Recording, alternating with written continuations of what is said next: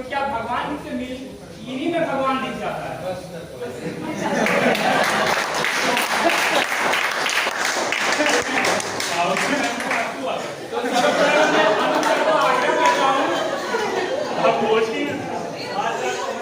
सर्वप्रथम मैं अनुज सर को आग्रह करता हूँ कि कुछ तो बोले।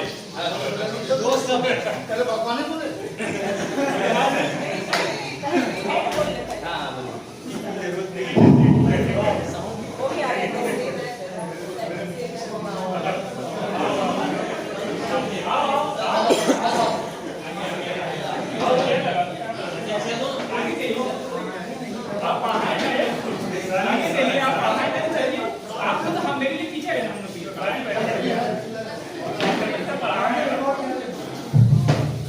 बहुत बहुत धन्यवाद।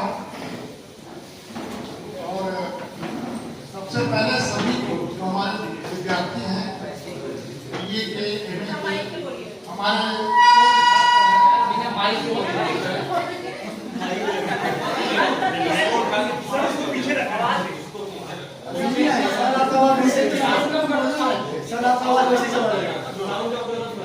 कोई बात नहीं।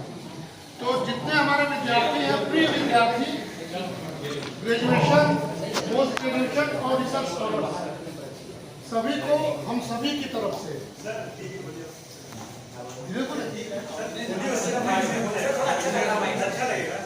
हेलो, ठीक है, सभी को हम सारे शिक्षकों की तरफ से खूब ढेरों आशीर्वाद, शुभकामनाएं, स्नेहाशीष। जैसा कि हमारे प्रिय छात्र ने बताया कि आज हम लोग मनाते जो हैं उस महान शख्सियत के नाम पर शिक्षक दिवस,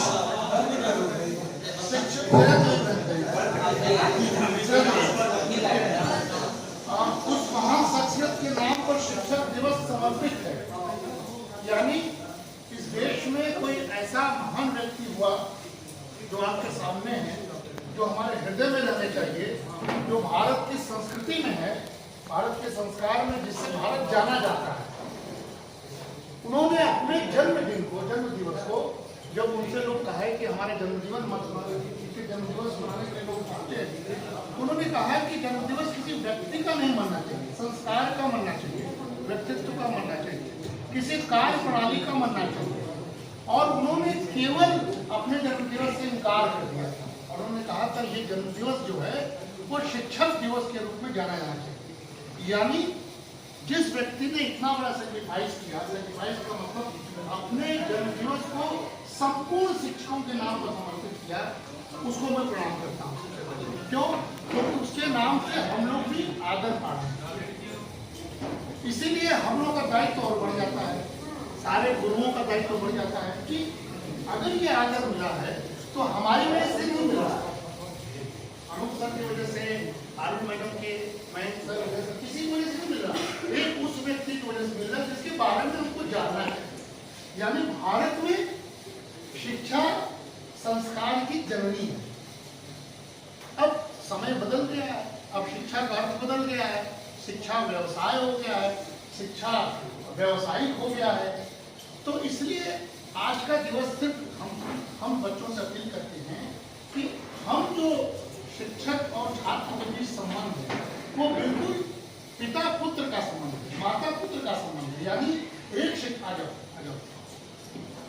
शिक्षक और एक छात्र के बीच का संबंध वैसे ही होता है जिसे कहते हैं कि सबसे पहले गुरु कौन होता है? हमारी माँ होती है। तो अगर हमारी माँ सबसे पहली गुरु है तो वो संबंध शिक्षक और छात्रों का होता है। तो ऐसे महान शिक्षक दिवस पर आप लोगों ने कार्यक्रम आयोजित किया है, हम आपको बहुत आशीर्वाद दे रहे हैं, लेकिन साथ ही साथ ये कहना चाहते हैं कि सर्वपल्ली राधाकृष्णन के बारे में पढ़िए, ये इसी काशी विश्वविद्यालय में और पंडित मदन मोहन मालवीय के समय के लोग। दो चीज मैं बारे में बताता हूँ आपको, ध्यान से सुनिएगा। औपनिवेशिक काल जब था, भारत जब गुलाम था, तो किसी ने एक आक्रामकता से अंग्रेजों को भयभीत करने के लिए, जिसको हम लोग शहीद बोलते हैं, उस रास्ते को अपनाया था। अंग्रेजों को डराने के लिए हमारे देश को छोड़ना है, किसी भी सत्य और अहिंसा के लिए, इसमें हमारे बापू हैं, उन्होंने उसको हथियार बनाया, इंस्ट्रूमेंट बनाया कि ट्रुथ बोलो, अहिंसक हो, एक साथ हो और सड़क पर उतर जाओ। लोग आपके एकजुटता से डरेंगे, उनको लाठी मारने तो आप सहिए, लेकिन एकजुटता रखनी चाहिए। उन्होंने अंग्रेजों को बताने के लिए औपनिवेशिक काल में, क्योंकि अंग्रेज हमारे आर्थिक व्यवस्था को ध्वस्त कर रहे थे, लूट रहे थे, इकोनॉमी हमारे देश बर्बाद हो रहा था, तो उन्होंने यह, लेकिन तीसरा भी व्यक्ति था जिसके हम लोग पीढ़ी के हैं, जो महामना की पीढ़ी है, जो राधा कृष्णन की पीढ़ी है। महामना ने कहा कि नहीं, हमारा तीसरा रास्ता नहीं है। उन्होंने उस समय भिक्षाटन किया था, भिक्षा मांग के उन्होंने काशी हिंदू विश्वविद्यालय की स्थापना की, और उस समय शर्त था, उस समय हमने उस पर लिखा, पूरी किताब है मेरे पास, इतने लाख रुपए होंगे तभी काशी हिंदू विश्वविद्यालय की स्थापना हो सकती है, उसके लिए भूमि चाहिए, उसके लिए मान्यता चाहिए। तो मदर के उस समय वो हमारे एनी बेसन जी जो CHS जो स्कूल है, उन्होंने अपने पूरी व्यवस्था को मालवीय जी को समर्पित कर दिया विश्वविद्यालय के नाम पर। क्यों?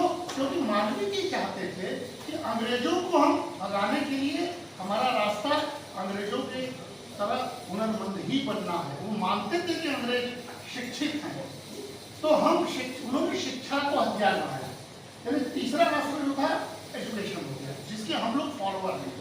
एजुकेशन जब अस्त्र बनता है तो दुनिया की कोई भी ताकत उससे जीत नहीं सकती। एजुकेशन करने वाला आतंकवादी भी हो सकता है, लादेन बहुत बड़ा इंजीनियर था, इतना बड़ा आतंकवादी बना, लेकिन दोनों ही तथ्यों को आपको देखना होगा कि एजुकेशन